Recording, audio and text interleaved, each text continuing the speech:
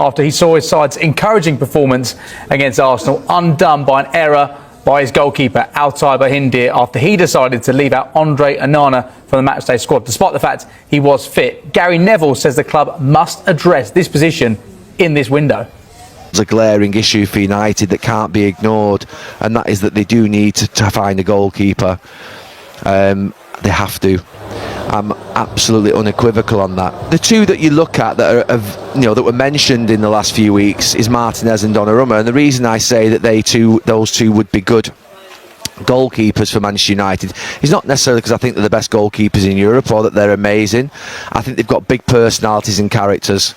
You've seen Donnarumma in a European final for Italy save those penalties. He looked like a giant. You've seen him play for PSG in huge games under pressure.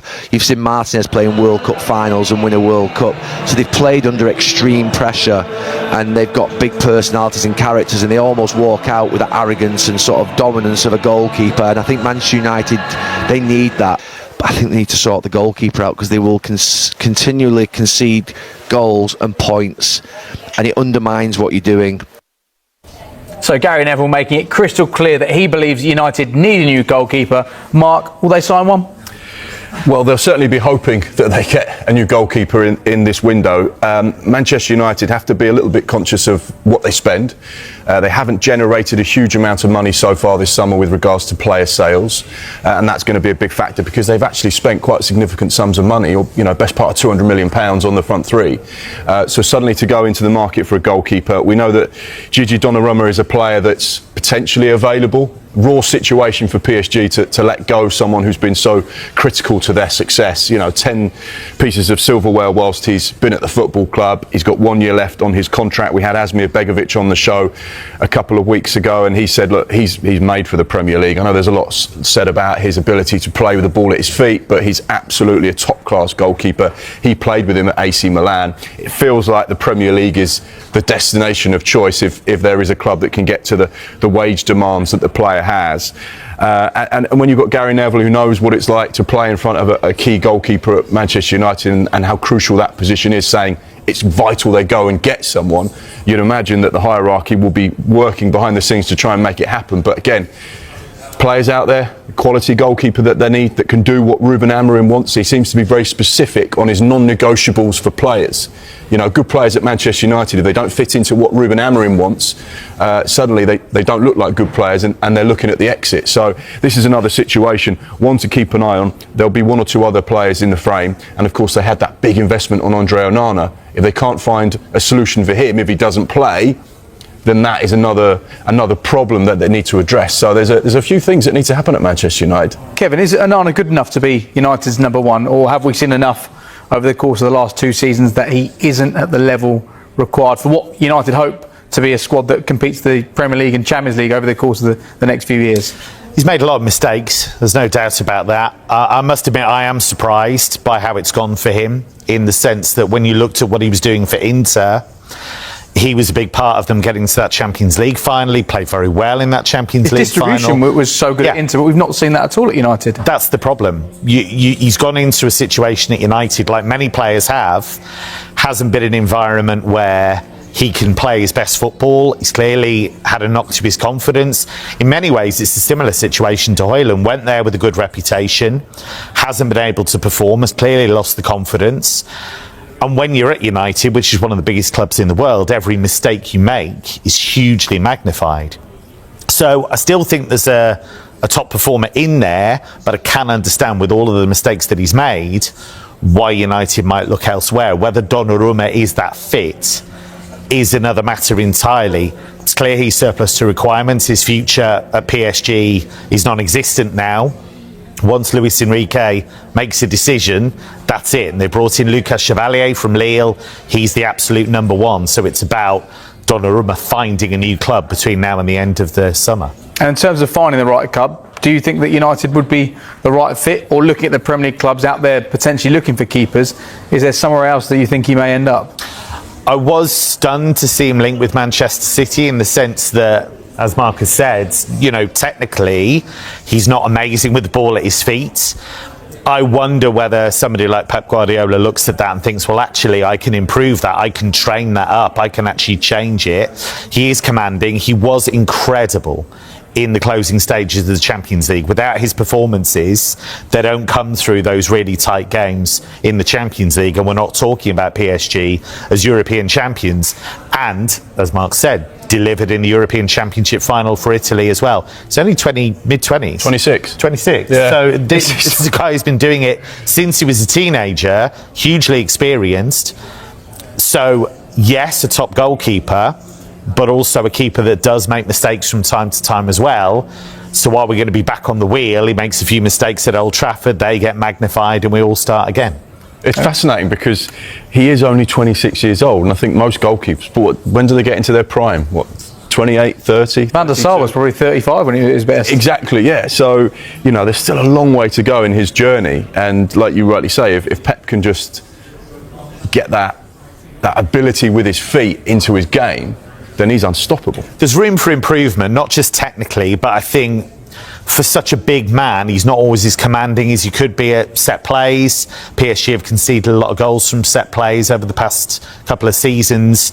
He has made some mistakes with routine shots he should have saved, but I do wonder whether he's one of those goalkeepers that actually the bigger the occasion, the bigger the performance, maybe loses concentration a bit in the more run-of-the-mill games, but he's a top performer when he needs to be. It's going to be fascinating to see where he ends up. There's plenty going on. One place to start, that's Manchester United forward Jadon Sancho. He's unlikely to join AS Roma. Roma had made a bid worth £20 million for Sancho, and he spoke to the Italian club, but he's decided to explore other options. Mark, what further details do we have at this stage? Well, personal terms weren't a problem, but going to Rome clearly was a problem for Jadon Sancho. We know that bid was lodged last week, and the conversation continued between Manchester United and Roma. We know that Jadon Sancho is one of those players that's available and is being courted by a number of sides in Europe. The offer from Roma, like you say, was £20 million, which was around what Manchester United were looking for. I think maybe a little bit more would have been a guarantee to make that deal happen as far as the clubs were concerned. But clearly, being on £300,000 a week and living in Rome wasn't something that Jadon Sancho was interested in. I went to Rome last year. I thought it was fantastic. I really enjoyed it, coffee and ice cream. Who doesn't want that? So the talks now will centre around other opportunities for Jadon Sancho. We know that what Manchester United are looking for. Clearly, Jadon Sancho has a preference or a plan in his mind. We know that there's that constant link that's existed between Borussia Dortmund and the player. He joined from Borussia to Manchester United, went back there on loan and got to the Champions League final. Could he be going back for a third time, or is there another potential club waiting in the wings to strike now that they know this Roma deal is not happening? The fact that he's turned down the opportunity would suggest he's being told by his people, don't worry about Roma because this club is the one that are going to come next.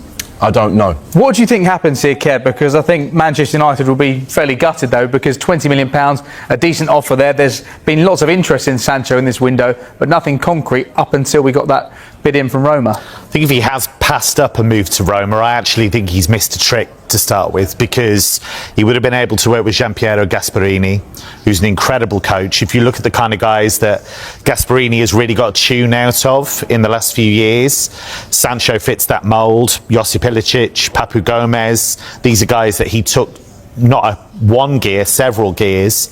So you look at those guys, you look at what he's done with Ademola Lookman. Not always an easy relationship between them, but he's got the absolute best out of Lookman. I think he could have done the same for Sancho. The Dortmund thing's complicated because the briefing in German media has been that they don't have a huge amount of money to play with necessarily, and they've been looking at younger options. They've been looking at guys like Carni Chukwuemeka, maybe another loan for him. They've been looking at Claudio Echeverri at Manchester City. Sancho, they've spoken about positively. Whether that translates into a move, we'll see.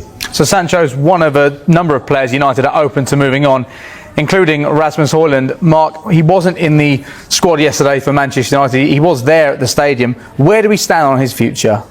Yeah, this is another one that it feels like now there's only one outcome, and that will be the departure of Rasmus Hojlund from Manchester United. We know that AC Milan have been in communication with people at Old Trafford with regards to a loan and a possible option on that loan. However, Manchester United want to do a permanent deal. We understand they value the player around £40 million.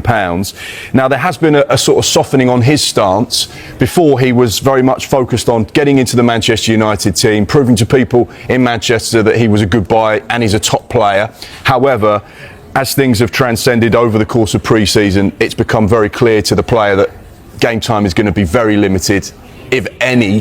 Therefore, particularly when you look at the weekend where he's not involved at all in the matchday squad, he now needs to explore those options, AC Milan being an option. We know that there are other sides in Serie A that are interested in Rasmus Hojlund.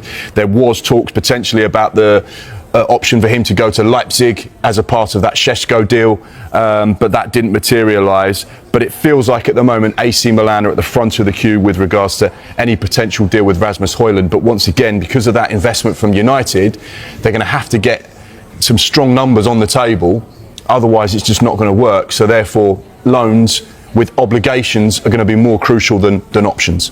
Does AC Milan feel like a good fit for Hojlund? There is clearly a player there, despite the fact the stats over 2 seasons in the Premier League, 62 appearances, 14 goals, don't quite paint the picture of a player who clearly does have a lot of potential. Well, he was successful in Serie A before with Atalanta under Gasperini again, underlining his quality as a coach.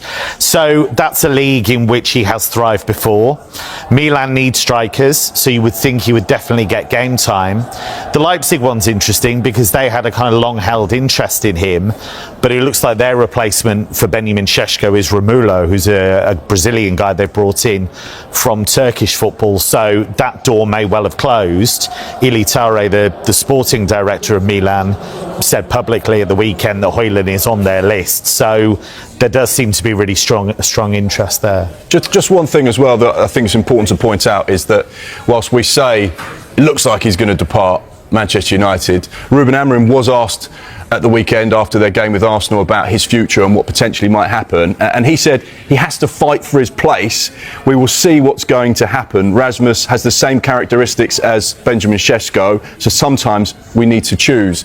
So whilst he's not saying he's not involved, he said he's got to fight for his place. So it's interesting the manager's stance on that situation. And United play with Mason Mount as a striker yesterday rather than having a natural option, Rasmus Hojlund, even on the bench, which tells you a lot, I think. Anyway, a mixed start to the season for Ruben Amorim.